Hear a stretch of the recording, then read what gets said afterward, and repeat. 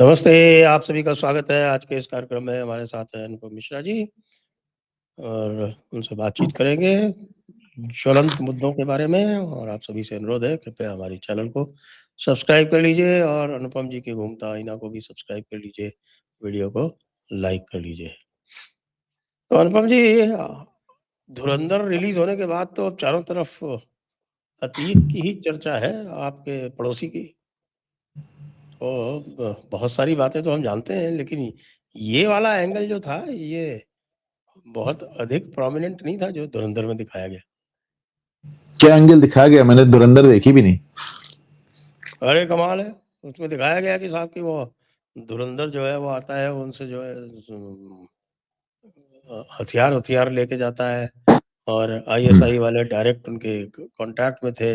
ISI वाले उत्तर प्रदेश चुनाव को प्रभावित करने के लिए उनको 60,000 करोड़ रुपए भेजने के मूड में थे। तब तक मामला जो है उधर गड़बड़ हो गया, धुरंधर जी ने उधर गड़बड़ कर दिया, डिमोनेटाइजेशन हो गया, लफड़ा हो गया, इत्यादि इत्यादि। तो अतीक मियाँ का तो बहुत प्रोमिनेंट रोल है। देखिए, ऐसा नहीं कि जो इतने मुस्लिम डॉन्स हैं जाके आईएसआई में अपना बायोडेटा देख के आते थे, ऐसा नहीं था। होता ये था कि जब भी कोई मुस्लिम डॉन बनता तो आईएसआई इसको खुद ब खुद अप्रोच कर लेती थी पैसे की। अच्छा, आईएसआई का क्या है कि यहाँ पे इतना बड़ा उनके पास एक बेस है, इतने ढेर सारे लोग उनके स्लीपर सेल हैं कि तुरंत कॉन्ट्रैक्ट पैसे दे दें, हथियार देना, ड्रोन के जरिए हथियार भेजना, ये सब अपना उनका शुरू हो जाता था। और 1990 में जब ये मंडल आयोग लागू हुआ, आज मैंने अतीक अहमद पे एक स्पेशल शो किया अपने, मैं नॉर्मली मैं एक ही शो करता हूं, पर मैंने इस पे शो किया, बताया कि भाई ये मंडल आयोग लागू हुआ तो उसके बाद ये जो नई नई पार्टीज बनी लालू और मुलायम की, इनके पास कैंडिडेट्स नहीं थे, तो इन्होंने फर्स्ट टाइमर्स को टिकट दिए। फर्स्ट टाइमर्स में भी बाहुबलियों को दिए, बाहुबलियों में भी मुस्लिम बाहुबलियों को दिए, क्योंकि चाहे सपा हो चाहे राष्ट्रीय जनता दल, मुस्लिम वोट इनका सबसे बड़ा वोट बैंक तब भी था और आज भी है। उसी दौरान लालू यादव ने समस्तीपुर में अडवाणी को गिरफ्तार कर दिया और उसी महीने में मुलायम सिंह ने गोली चलवा दी। तो आप देखिए, आज तकरीबन 40 साल बाद भी मुस्लिम वोट एकदम पूरी तरह इन दोनों पार्टियों के हाथ में बिका हुआ है, क्योंकि उन्होंने अडवाणी को गिरफ्तार किया था और मुलायम सिंह ने गोली चलवाई थी, कार सेवकों की हत्या की थी। तो आप इसको इस तरह समझें कि उस दौरान बड़े मुस्लिम डॉन्स को टिकट दिया गया और बिहार में तस्लीमुद्दीन और शहाबुद्दीन जैसे लोग पैदा हुए और उत्तर प्रदेश में अतीक अहमद और मुख्तार अंसारी जैसे लोग। शहाबुद्दीन भी आईएसआई के डायरेक्ट टच में था। मैं तो कह रहा हूं ना कि बिहार में तस्लीमुद्दीन और शहाबुद्दीन जैसे लोग पैदा हुए और उत्तर प्रदेश में अतीक अहमद और मुख्तार अंसारी जैसे लोग। तस्लीमुद्दीन भूल गया? तस्लीमुद्दीन भारत सरकार का 7 दिन के लिए गृह मंत्री रहा, शॉर्टेस्ट टेन्योर, क्योंकि उसमें गृह मंत्रालय के अधिकारियों ने उसको फाइल भेजने से मना कर दिया। क्या बताइए साहब, ये आदमी हमारी लिस्ट पे, हम इसको फाइल भेजेंगे? 7 दिन बाद लालू यादव को हटवाना पड़ा उसको। लालू यादव का वो कैंडिडेट था, 7 या 8 दिन वो गृह राज्य मंत्री बन के रहा। तो अतीक अहमद हो, शहाबुद्दीन हो, तस्लीमुद्दीन हो, मुख्तार अंसारी हो, ये सब कोई बायोडेटा नहीं भेजते थे, अप्लाई नहीं करते थे, आईएसआई ही इनको अप्रोच कर लेती।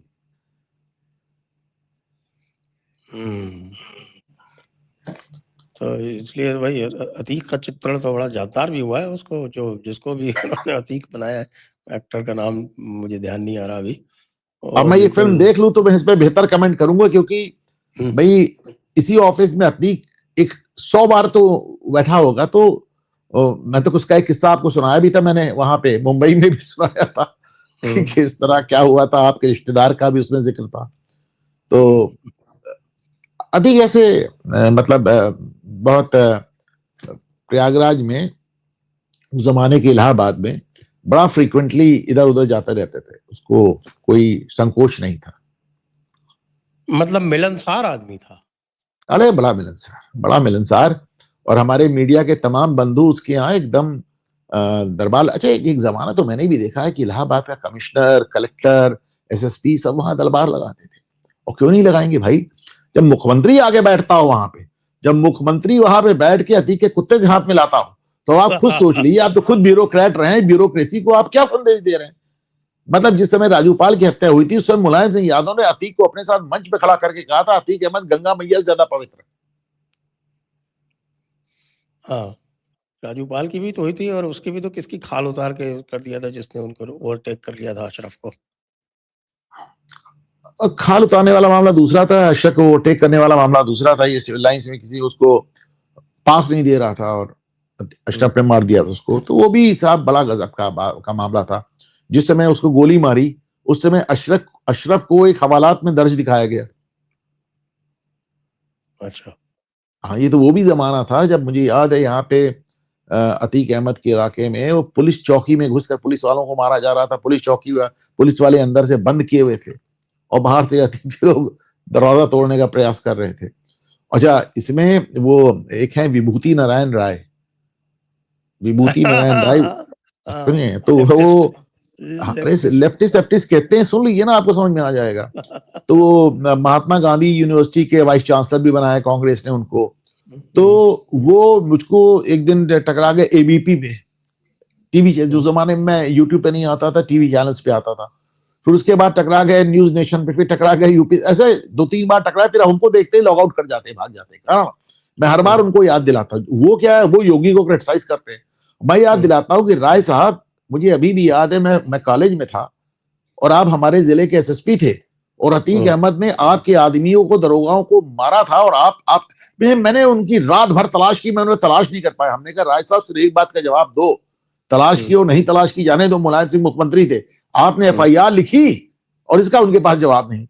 पुलिस वाले मारे गए और एफआईआर नहीं लिखी गई और आज इतनी लंबी लंबी बातें करते हैं राय साहब आके। अभी अब मेरा चेहरा देखते ही भाग जाते टीवी चैनल छोड़।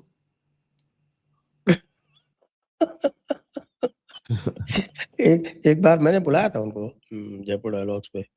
एक बार हमारे साथ भी बुलाइए, बताइए कि मैं वो देख के आएंगी। 2 लोग मुझे देखते ही भाग जाते हैं, एक विभूति नारायण राय जो बाद में डीजीपी हुए, भाई डीजी हुए, वाइस चांसलर हुए, और दूसरे इमरान प्रतापगढ़ी जो कहते हैं अतीक हमारे अब्बा थे। तो बाकायदा टीवी पे कहते हैं उनका वीडियो मैंने लगाया है, उन्होंने मुझे ब्लॉक कर रखा है।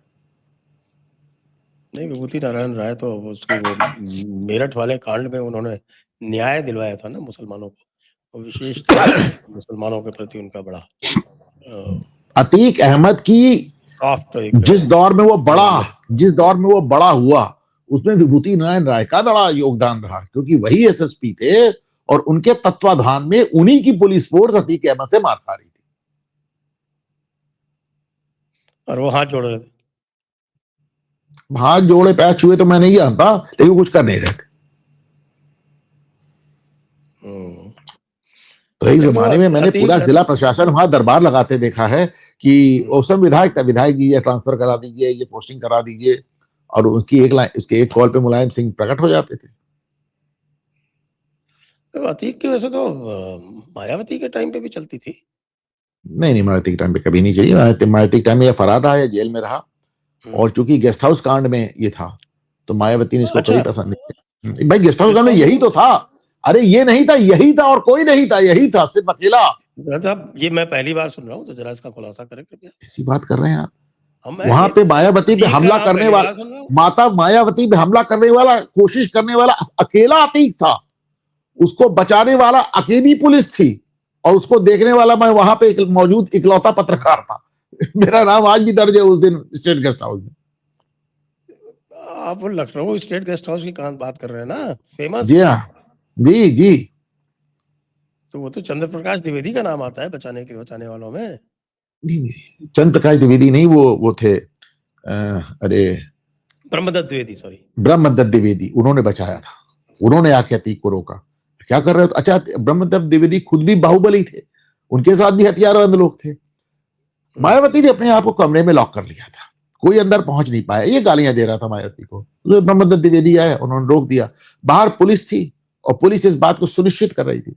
डीएम साहब आए, ये क्या हो रहा है? तो जमाने में जो वो आईपीएस अधिकारी थे, अब क्या नाम लो उनको, उन्होंने कहा कि आप जाइए, मुख्यमंत्री का आदेश है, जो हो रहा होने दीजिए, विधायकों को किडनैप करना है, सरकार बचानी है। अच्छा। हाँ। और तब उस समय राय सिंह करके एक आईएएस अधिकारी थे, पंजाब कैडर से थे, बड़े मेरे बच्चे थे, वो दौड़ते हुए पैदल गवर्नर हाउस में घुस गए। फिर मैं गवर्नर हाउस गया, फिर वहां मुलायम सिंह को बुलाया, मोतीलाल वोरा ने, ये सब किताब लिखूंगा, मेरे सामने की बात है। मुलायम सिंह को बुलाया और कहा कि प्रधानमंत्री चाहते हैं आप इस्तीफा दे दीजिए। मुलायम सिंह ने उनसे कहा मैं क्यों इस्तीफा दूं, आप मुझे बर्खास्त कर दीजिए। वोरा जी ने उसका उसको बर्खास्तगी का आदेश टाइप करा के पहले ही रखा हुआ था। मुलायम सिंह राजभवन से निकल नहीं पाए, बर्खास्त कर दिया उन्होंने। फिर मायावती को बुलाया, उनसे कहा, मायावती आते ही उन पर बरस पड़ी, लेकिन उनसे कहा कि नहीं, वो प्रधानमंत्री ने कहा मुख्यमंत्री पद की शपथ ले लीजिए।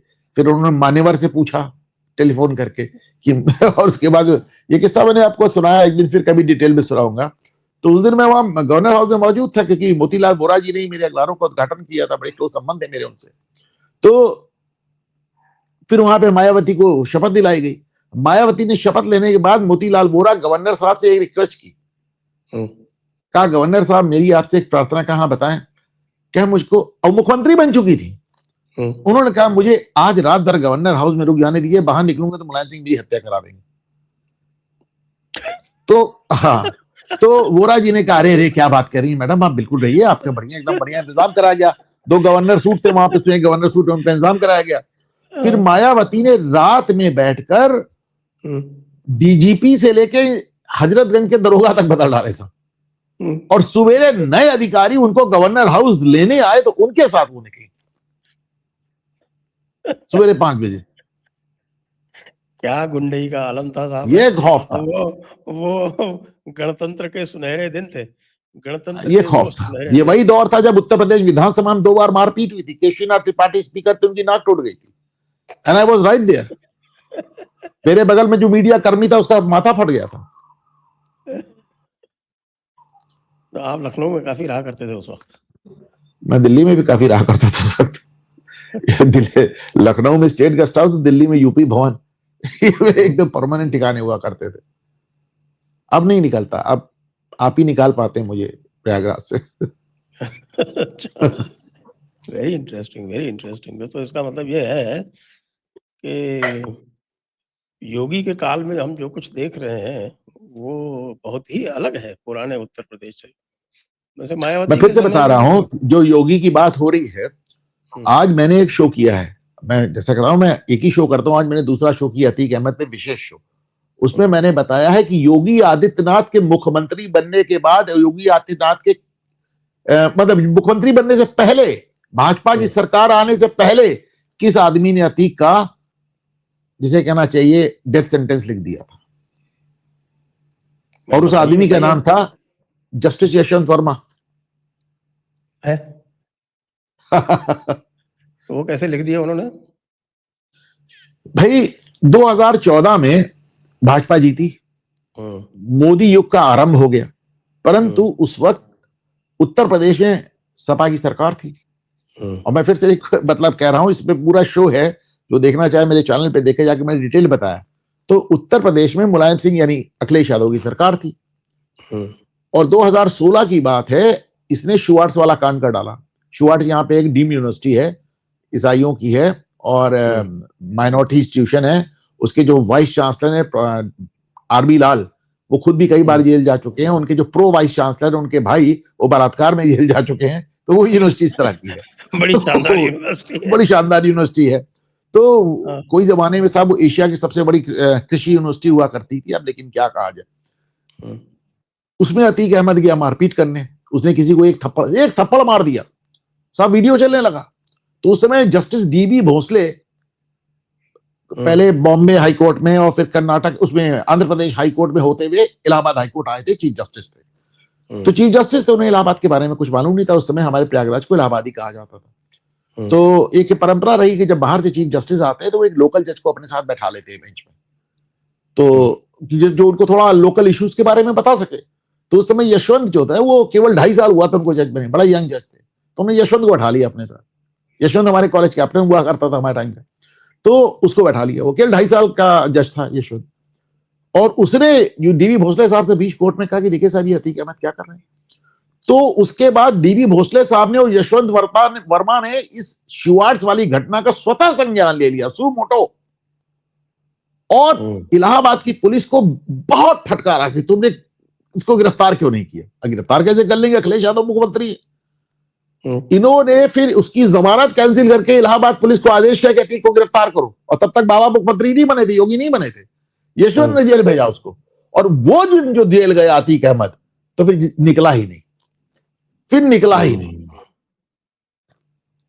अच्छा, ये चक्कर है। तो मतलब कम से कम कोई भला काम भी किया है जस्टिस यशवंत वर्मा ने। इसी में मैंने आगे भी बताया था कि जिनको मैं और भी बहुत क्रिटिसाइज करता हूं, जस्टिस डीवाई चंद्रचूड़ की साहब बड़े वोक जज थे, उन्होंने बड़ा काम किया है। जब देवरिया में ये अपना दरबार लगा रहा था, बाबा के मुख्यमंत्री रहते हुए देवरिया जेल में टॉर्चर चैंबर चला रहा था, तो जस्टिस डीवाई चंद्रचूड़ ने सुप्रीम कोर्ट में स्वतः संज्ञान लिया और इसको गुजरात में साबरमती जेल भेजा। अच्छा, जहां स्वतः से जब वो संज्ञान, आता था दोनों तो केस, पूरा मीडिया साथ में आता था। दोनों केस सुमोटो, दोनों केस स्वतः संज्ञान। तो इसीलिए मैं हमेशा कहता हूं कि जब जुडिशरी की हम आलोचना करें तो दोनों पक्ष देख लें। दोनों पक्ष देख लें, बिल्कुल। और तीसरी बात सुनिए, भारतीय जनता पार्टी को इसकी जरूरत थी।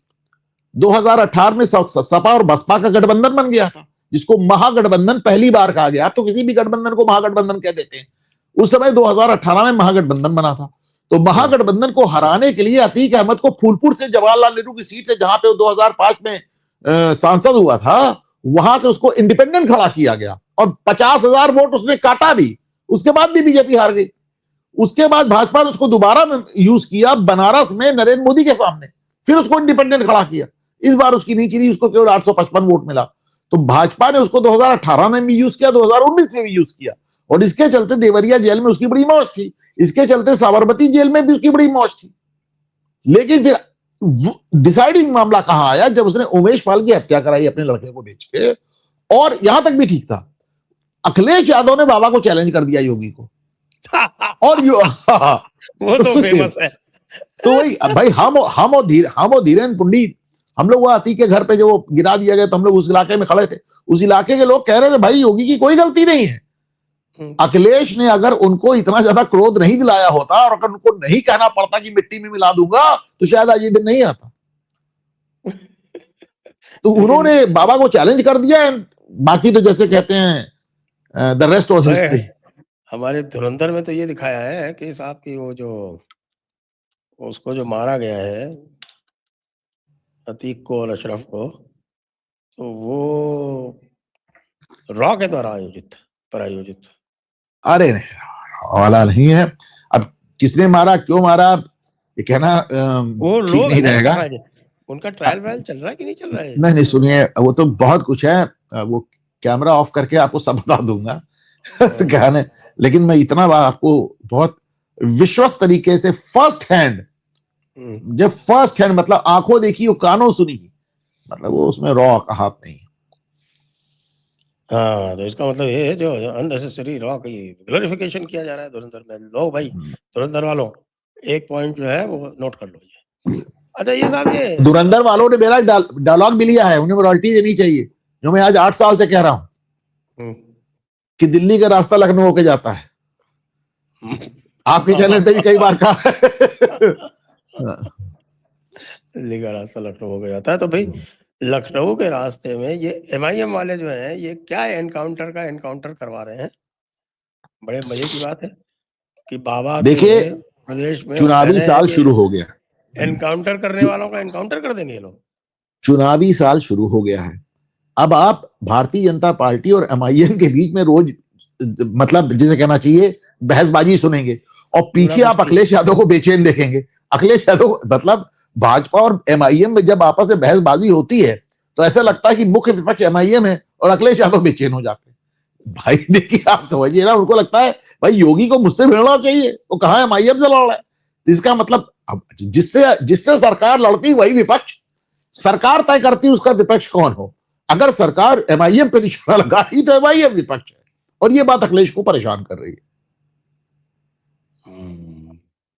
तो परेशान करने वाली बात, लेकिन भाई ये तो कहना पड़ेगा कि बंदे के में दम है। वो कह रहे हैं कि साहब कि हम, अगर हमें 11 आ गए, ये 111 पे कुछ नहीं कर पाए, और हमारे अगर 11 MLA आ गए तो हम एनकाउंटर करने वालों का एनकाउंटर कर देंगे। फरार हैं और सोशल मीडिया पे अपनी जान की भीख मांग रहे हैं। पुलिस ढूंढ रही है, इनके सारे साथी गिरफ्तार हो चुके हैं। शौकत अली, हाजी शौकत अली के सोशल मीडिया पे पोस्ट करके कह रहे हैं मेरा एनकाउंटर हो जाए और मेरे बयान को ठीक से सुना नहीं गया, समझा नहीं गया, वगैरह वगैरह। हाजी शौकत अली को तौकीर रजा का हाल देखकर भी समझ में नहीं आया। वो वही है जो बाबा कहते हैं कि एक मौलाना भूल गया था शासन किसका है। अच्छा, इस मामले में मैं ये कहूँगा कि साहब ये देवबंद वाले बड़े होशियार हैं। ये खाली जो है वो थोड़े बहुत हिल्ले इस्लाम, हज़रत आदम की बात कर करा के और थोड़ी बहुत फ़िलॉसफ़ी झाड़ के, फ़लसफ़ा झाड़ के और बस फिर बैठ जाते हैं 2, 3, 4 महीने के लिए। तो नहीं, नहीं, सड़कों-वड़कों देखिए, पे देखिए, नहीं आते ये। आप ब्यूरोक्रेट हैं, आप इस बात को ज्यादा अच्छी तरह समझेंगे। आप ब्यूरोक्रेट रहे हैं। योगी को तब तक कोई दिक्कत नहीं जब तक तुम्हारी जबान हिल रही है। जितना भी बोलना हो बोल लो। लेकिन अगर तुम्हारी जुबान हिलने के चलिए उसके चक्कर में एक आध पत्थर हिले, तब तुम खैरियत नहीं है। तौकीर रजा बहुत जमाने से बकवास कर रहे थे, लेकिन जिस बार उन्होंने दंगा कराया, उस बार ऐसा अंदर गए कि उन्होंने खुद ही 3 महीने जमानत की याचिका डाली। तौकीर रजा ने खुद ही जमानत की याचिका नहीं डाली। ये पहली बार मैं देख रहा हूं एक आदमी अंदर तो कह रहा है मैं अंदर ही ठीक हूं, मुझे बाहर नहीं निकलना। जमानत तो अभी भी नहीं हुई इनकी। अरे तो जब डालोगे तब होगी, जब कहोगे तब होगी कि अदालत स्वतः संज्ञान लेके तुमको जमानत दे। अभी डाली, हालांकि अभी डाली उन्होंने, जमानत डाली याचिका, पर पहले 2-3 महीने उन्होंने डाली ही नहीं। कारण ये था कि बरेली के मुसलमान उनसे इतना नाराज था कि मियां तुम तो कह के अंदर जेल में बैठ गए, हमारे घर गिर गए, तुम निकल के आओ, पहले तुमसे हिसाब चुकता करें। रामपुर का मुसलमान आजम खान से, वो बरेली का मुसलमान तौकीर रजा से बहुत नाराज है, इसको समझ लीजिए।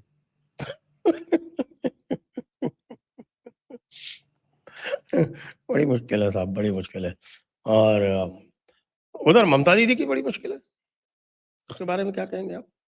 अब तो ममता दिक्कत ये हो दीदी गई की कि वो मुश्किलें तो आज जुडिशरी के हाथ में मामला है। जुडिशरी ने लिस्ट निकाल दी और टोटल नंबर बताए ही नहीं कितने डिलीट हुए। लोग अंदाजा लगा रहे हैं। आज टाइम्स ऑफ इंडिया ने 12 लाख का फिगर दिया है, लेकिन असली फिगर क्या है आधिकारिक वो 13 किसी लाख को पता नहीं है। 13 लाख 13 लाख। हाँ, 12 है या 13 है, कोई अलग-अलग बातें हो रही हैं। चले, और ममता बनर्जी और डोनाल्ड ट्रंप की हालत इस समय एक जैसी है। अग्रेशन इतना ज्यादा पर पता नहीं चल रहा है आगे जाऊं कि पीछे जाऊं, करूं तो करूं क्या। जो कुछ है सब मुंह से बोला जा रहा है। ममता बनर्जी ने हालात ये कर दिए अरे हैं कि ट्रम्प अब ने तो अगर अरे भाई ट्रम्प अब ने तो अगर आयतुल्लाह राष्ट्रपति का पद ठुकरा दिया। हाँ, अब अगर राष्ट्रपति शासन लगा बंगाल में, तो अखबारों की हेडिंग ये होगी कि ममता ने बंगाल में राष्ट्रपति शासन लगाया। अब अगर लगता है राष्ट्रपति शासन, तो ममता बनर्जी ने लगाया, आप समझ लीजिए। भाजपा को लगाना होता 10 साल में लगा चुकी होती। यार चुनाव नहीं होने दे रही आप, एसआईआर नहीं हो रही। चीफ जस्टिस ने वो बात कही जो हम लोग रोज कहते हैं कि पूरे देश में एसआईआर हो रही, सारी प्रॉब्लम सब आप ही को आ रही।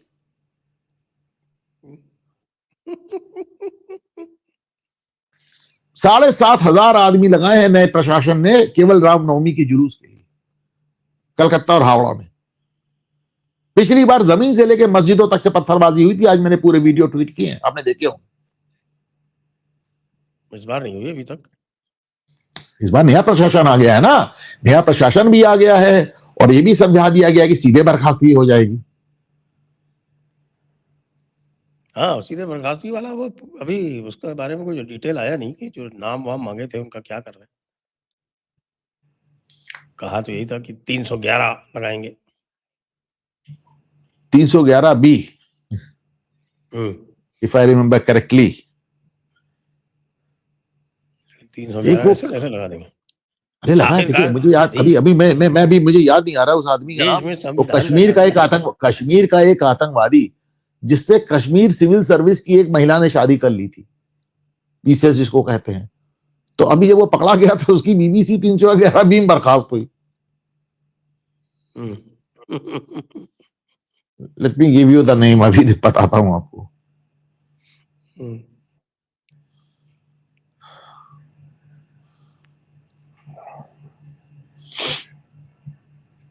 एक बंगाल के बूथ में 340 मुसलमान वोटर्स के नाम हटे, वो तो तब ठीक था। वो बीएलओ का भी नाम हट गया वहां से। बीएलओ का भी नाम हट गया। बिट्टा कराटे से कश्मीर की सिविल सर्विस की एक महिला ने शादी कर ली थी। उसका नाम था Asma Arjuman Khan. Kashmir administrative service KS की ऑफिसर थी। उसको 311 बी में ही बर्खास्त किया गया है उसको। जी हाँ, मैं बंगाल की बात कर रहा था कि एक बूथ पे 340 मुसलमान, जितने भी हटे सारे मुसलमान थे, और जो बीएलओ साहब थे उनका भी नाम हट गया। अब क्या कहें साहब, भाई क्रिमिनल कार्रवाई है। तो मैं तो यही मानता आप हूँ ये नहीं कि कह सकते। देखिए साहब, ये जुडिशरी कर रही है, इसलिए जुडिशरी के ऊपर आप कोई भी उंगली नहीं उठा सकते। आप जानते हैं कि हमारे चीफ जस्टिस ऑफ इंडिया जो है वो जुडिशरी के नाम पे कितने सेंसिटिव है। वो तो तो कह रहे हैं भाई कि तुम देखिए, कहीं भी छुपे हो, तुमको हम निकाल लाएंगे और तुमको हम सबक सिखाएंगे। तो मैं यही कह सकता हूँ, जुडिशरी ने मुलायम सिंह जी का वक्तव्य नहीं सुना। उन्होंने कहा था मुसलमानों को विशेष हक है, मुसलमान एक डरी हुई कौम है, उसको कट्टा रखने का हक है। तो सही है। इस हिसाब से अगर देखा गया होता तो शायद हटाने की नौबत नहीं आई होती। बाबा तो सुनते ही नहीं है ना। बाबा को अब यहाँ बुलाया जाएगा पश्चिम बंगाल में चुनाव प्रचार के लिए, तो वहां फिर और माहौल खराब होगा। अब पश्चिम बंगाल में क्या ही माहौल खराब होगा, मैं तो समझता हूँ जो कुछ होगा इससे बेहतर ही होगा माहौल। मतलब खराब क्या होगा आप बताइए। जितना हो सकता तो हो गया। अभी मैं देख रहा हूँ वो क्या नाम है उसका, जो कलकत्ता का मेयर है, फिरहाद हकीम। फिरहाद हकीम, वो आकर बड़ी बड़ी मीठी मीठी सेकुलर बातें कर रहा था। मेरी तो हंसी ही छूट गई। मतलब सोचिए, ये बुरे हाल आ गए कि फिरहाद हकीम को भी मीठी मीठी बातें करनी पड़े। जो आदमी कहता था थोड़ा रुक जाइए, हमारी जनसंख्या इतनी बढ़ जाएगी पूरे भारत कब्जा कर लेंगे। हाँ, लेकिन यह जो कुछ भी चल रहा है इस समय पश्चिम बंगाल में, उसको देखते हुए एक तो कई सारी जो गड़बड़ियां पिछली बार हुई थी टिकट डिस्ट्रीब्यूशन वगैरह की, वो तो अवॉइड हुई हैं, ये दिख रहा है। और फेजेस कम हुए, 2 फेज कम हुए, मतलब 8 से 2 पे आ गए। बहुत बड़ी बात। देखिए, अलग अलग ओपिनियन पोल कह रहे हैं ममता जीतेंगी, तो ये है तो वो है, लेकिन मैं कह रहा हूं सुनिए ममता क्या कह रही है। ममता ममता चिल्ला चिल्ला के कह रही मेरे हारने का इंतजाम हो गया। ममता ने ये मन बनाया था मैं एसआईआर नहीं होने दूंगा, एसआईआर हो गया। वो अभी भी इस उम्मीद में है कि एसआईआर नहीं होगा। मामला हो सकता है बढ़ता बढ़ता यहां तक पहुंच जाए कि साहब 23 अप्रैल तक। भाई देखिए, 23 अप्रैल को अगर वोट पड़ना है तो 20 अप्रैल को लिस्ट चाहिए। 20 अप्रैल को लिस्ट चाहिए। लास्ट डेट आ गई ना, 27 मार्च और 3 फरवरी। 3 फरवरी तो सॉरी 27 मार्च और 3 अप्रैल। 3 अप्रैल को लास्ट सप्लीमेंट्री जो है वो निकल जाएगी। निकल जाए अच्छी बात है। और जितनी हर सप्लीमेंट्री पे कल ममता हाहाकार मचा रही थी कि सुना है पहली सप्लीमेंट्री में 8 लाख वोट कट गए, बाद में पता चला 13 लाख कट गए।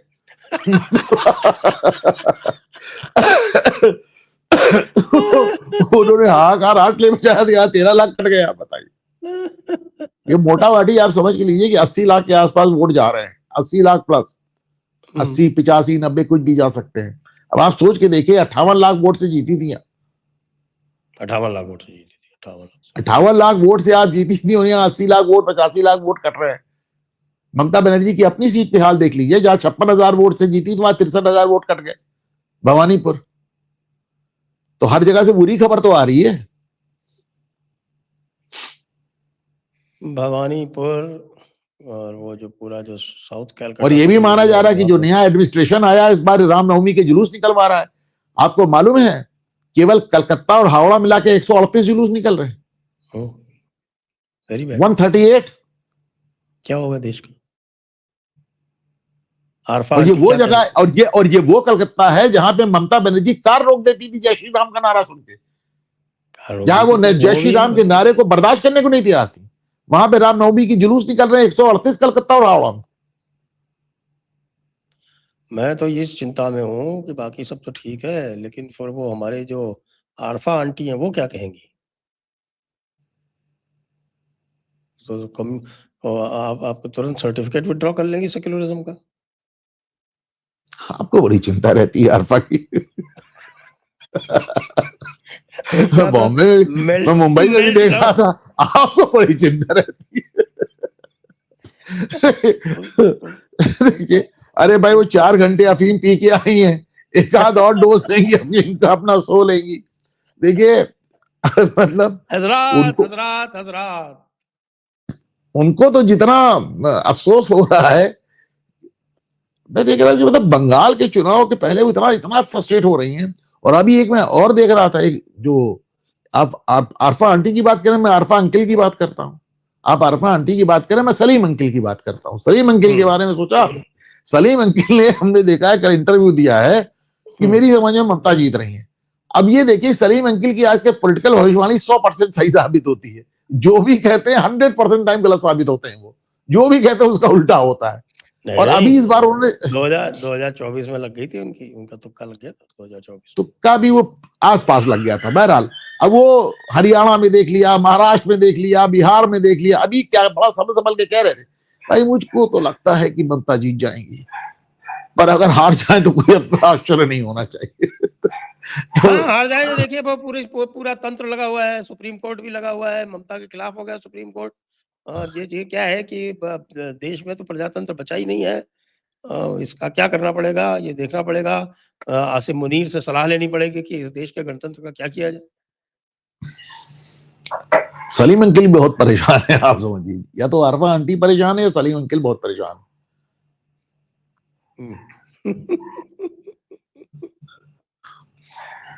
चलिए देखते हैं, इंटरेस्टिंग है। और उधर हमारे हिमंता विश्व शर्मा का, उनका तो स्वैग ही अलग लेवल का है साहब। आपने देखा एकदम से असम चुनाव की बात होनी बंद हो गई वहां पे। जब से ये कांग्रेसियों ने पाला बदला, असम चुनाव की बात ही होनी बंद हो गई। मतलब यूपी में चुनाव नहीं, यूपी की बात ज्यादा हो रही है असम के मुकाबले। असम में ऐसा लगता है कांग्रेस ने वॉकओवर दे दिया। देखिए अब क्या क्या ही कहा जाए। और वो भी जबकि स्क्रीनिंग कमेटी का मेंबर एक गांधी परिवार का सदस्य जो आज से पहले कभी नहीं हुआ, हाँ, प्रियंका वाड्रा। प्रियंका गांधी वहां बैठी हुई हैं, और हाँ। प्रियंका गांधी के होते हुए ये सब हो रहा है। और जो कुछ मर्जी में आ रहा है हिमंता जी बोल रहे हैं, और कोई सुप्रीम कोर्ट भी नहीं जा रहा है। और बाकी छोटी-छोटी चीज़ों पे लोग सुप्रीम कोर्ट चले जा रहे हैं, मगर हिमंता जी के कहने पे एक बार गए भी थे तो उन्होंने डाँट के भगा दिया कि हाई कोर्ट जाओ। और हाई कोर्ट में जिनको भेजा था वापस हाई कोर्ट, उन्होंने वापस हाई कोर्ट में लगाई नहीं याचिका। ये क्या बात है? देखिए 11 महीने हमारे चीफ जस्टिस को और बाकी हैं। मुझे दूर दूर तक वो परिस्थिति नजर नहीं आती कि विपक्ष 11 महीने उनको बर्दाश्त कर पाएगा। ऐसा कोई दिन नहीं जाता जब वो इनके जख्मों एक, जो आरफा खान की भाषा में कहूं तो एक नया जख्म बना देते हो। ऐसा कोई दिन नहीं जाता जब वो एक नया जख्म बना देते हो। अभी लेटेस्ट दे जिस दिया तरह उन्होंने क्या? लेटेस्ट दे दिया ना कल कि अच्छा तुम हमारे भाई के पास पहुँच गए, देखते हैं तुमको। देखिए केवल चीफ जस्टिस साहब नहीं, पूरा सुप्रीम कोर्ट। दूसरी बेंच देखिए, जस्टिस मिश्रा की बेंच कपिल कपिल सिब्बल से क्या कह रही है कि बहुत ईडी मत करो ना, बड़ा पछताओगे। इस जुबान में कपिल सिब्बल से बात नहीं की जाती भाई, सुप्रीम कोर्ट में मैंने देखा है।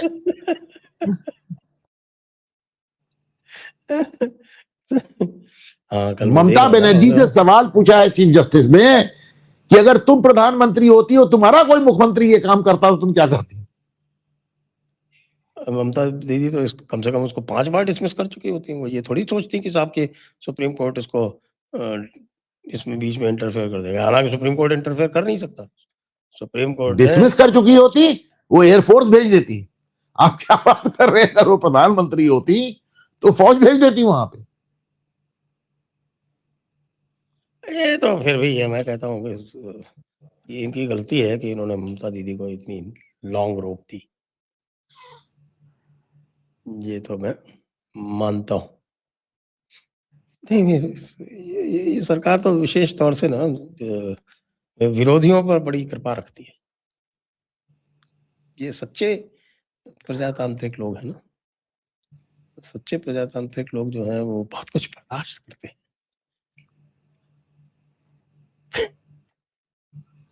क्या कहा जाए सर, सारा मोदी सरकार के साथ एक सबसे बड़ी आयरनी ये है कि उनके विपक्षी उनको डिक्टेटर मानते हैं और उनके समर्थक कहते हैं डिक्टेटर है क्यों नहीं।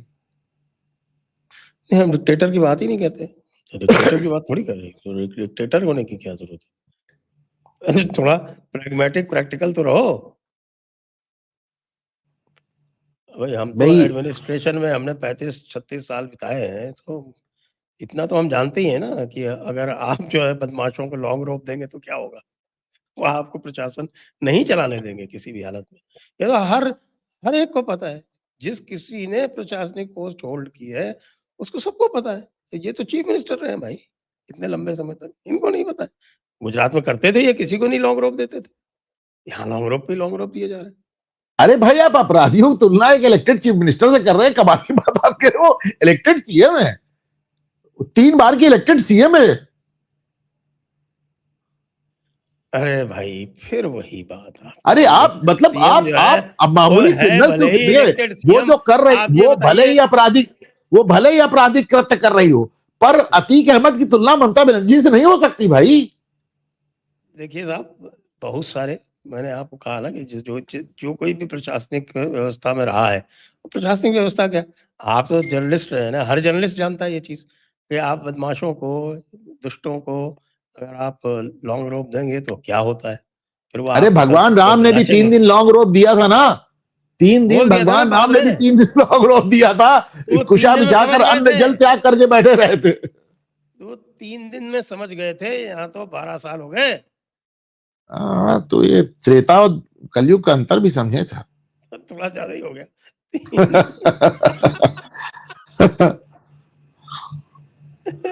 काफी ज्यादा हो गया साहब।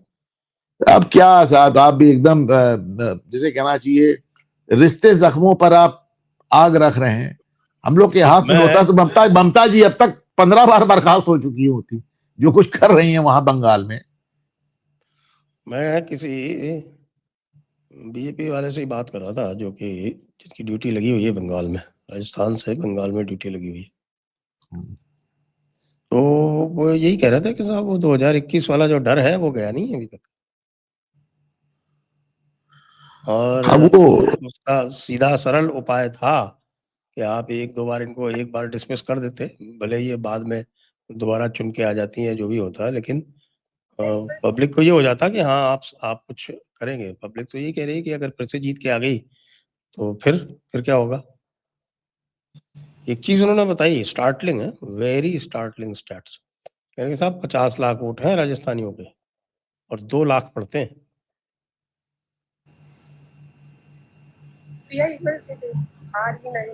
पूरा कैलकाटा का मार्केट, सिलीगुड़ी का मार्केट, ये जो 2 मेजर कमर्शियल सेंटर हैं, वो पूरा मारवाड़ी कंट्रोल करते हैं, और बाकी सब जगह भी हैं।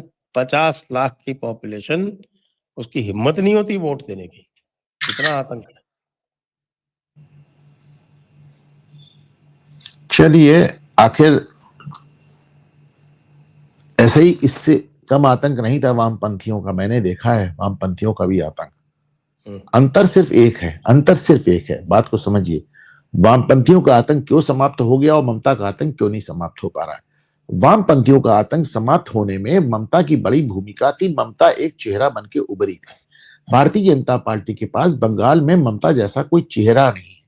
आप कभी किसी पे दांव लगाते हैं, कभी किसी पे दांव लगाते हैं। शुभेंदु अधिकारी एक जुझारू है, जुझारू नेता, इसमें दो राय नहीं, लेकिन ममता बनर्जी नहीं है। ममता बनर्जी जब जमकर खड़ी हुई, मतलब एक ऐसा समय था कि ज्योति बसु ममता बनर्जी को ममता बनर्जी नहीं कहते थे, वो औरत कह के बात करते थे, वो महिला, वो औरत, ऐसे that is how used to talk about Mamata Banerjee. इतनी नफरत थी ममता से। तो ममता खड़ी हुई और वामपंथियों का टेरर समाप्त हुआ। उनका टेरर इससे भी ज्यादा हुआ करता था, लेकिन ममता बंगाल में खड़ी हुई। बंगाल में मोदी और अमित शाह अपने नाम पर चुनाव जितवाना चाह रहे हैं। वो बंगाल में अभी तक कोई चेहरा नहीं देख पाए। बंगाल दिल्ली नहीं है। अगर आपने बंगाल में चेहरा दे दिया होता तो ये किला पहले ही ढह गया होता। ये मेरा अपना आकलन है। चेहरा तो उन्होंने एक अपना फॉर्मूला बना रखा है कि चेहरा कहीं भी नहीं देंगे, तो फिर उसके लिए क्या किया जाए। वही मैं कह रहा हूं ना कि वो अगर इस हर आदमी उस फॉर्मूले में नहीं फिट होता ना, हर राज्य उस फॉर्मूले में नहीं फिट होता। हमारा राजस्थान जो है पूरी तरह से उस फॉर्मूले को फेल करता दिख रहा है। हाँ, हर जगह देख लीजिए, हर जगह देख लीजिए, राजस्थान, मध्य प्रदेश देख लीजिए। आप तीन प्रदेश छोड़ दीजिए। मैं फिर कहूंगा कि अगर थोड़ा बहुत कहीं बेहतर है तो हरियाणा में नायब सिंह सैनी वाला फिर भी बेहतर है। पर नायब सिंह सैनी बेहतर है, उसका दूसरा कारण भी है। हरियाणा की जनता भी काफी अपना ख्याल रख सकती है, ये भी आप समझिए। बाकी आप देख लीजिए, बाकी सब जगह देख लीजिए। यहाँ तक कि हरियाणा का यहाँ एग्जैक्टली वो तक नहीं कि है, देखिए यहाँ तक कि मनोहर, उत्तराखंड की खबर भी बहुत अच्छी नहीं है संजय सर। उत्तराखंड की खबर भी बहुत अच्छी नहीं है। उत्तराखंड में तो खैर कांग्रेस अपना काम करेगी, हिमाचल में भी कांग्रेस अपना काम करेगी। उत्तर प्रदेश, मैं कह रहा हूँ 3 स्टेट्स छोड़ दीजिए आप, महाराष्ट्र, उत्तर प्रदेश और असम, बाकी बीजेपी और कुछ हद तक हरियाणा। बाकी बीजेपी के सारे चीफ मिनिस्टर एक ही तरह के। बाथरूम जाने तक के लिए परमिशन लेनी पड़ती है। बहुत स्थिति मैं तो राजस्थान में देख रहा हूँ, बिल्कुल ही ठीक नहीं है। पता नहीं क्या है प्लान। और इतने दबंग प्रधानमंत्री को और इतने दबंग गृह मंत्री को ये इस तरह का कार्य क्यों करना पड़ता है कि भाई बिल्कुल ऐसे लोग रखो जो आगे नहीं बढ़ पाए कभी या नहीं हो पाए। ये इसकी क्या आवश्यकता। आप अगर शिवराज सिंह चौहान को बना भी देते मध्य प्रदेश में तो क्या कर लेते, आपके लिए चैलेंज थोड़ी बन जाता। और शिवराज सिंह को चैलेंज बनने से हटाया गया वो मैं नहीं मानता। मैं मानता हूं कि एक बीजेपी की नीति है कि जगह जगह आप यंग युवा लोगों को इंट्रोड्यूस करें, जैसे उनको जन्मने का मौका मिला। जैसे आप देखें योगी आदित्यनाथ, शिवराज सिंह को राष्ट्रीय अध्यक्ष बनाया जा सकता था, उनका बेहतर प्रयोग हो सकता था, वो अगर भाजपा ने नहीं किया, दैट वाज रॉन्ग, ये मैं मानता हूं। और रही बात ये कि साहब कौन क्या कैसे किस लिए करता है, तो अब दुनिया की सबसे बड़ी पार्टी को अब राजनीतिक ज्ञान हम लोग साहब क्या ही दें। कुछ सोच रहे होंगे, कुछ कर रहे होंगे, जाहिर सी बात है ना हम इससे एग्री करते हैं ना आप इससे एग्री करते हैं, लेकिन इस सब के बावजूद अगर कर रहे हैं तो कुछ सोच के कर ही रहे होंगे, क्या कहा जाए। चलिए चलते चलते आपको एक चुटकुला और सुना देता हूँ कि पाकिस्तान में बड़ा एक खौफ है इस वक्त भारतीय जासूसों का, तो आपको पता ही होगा जगह जगह भारतीय जासूस ढूंढे जा रहे हैं।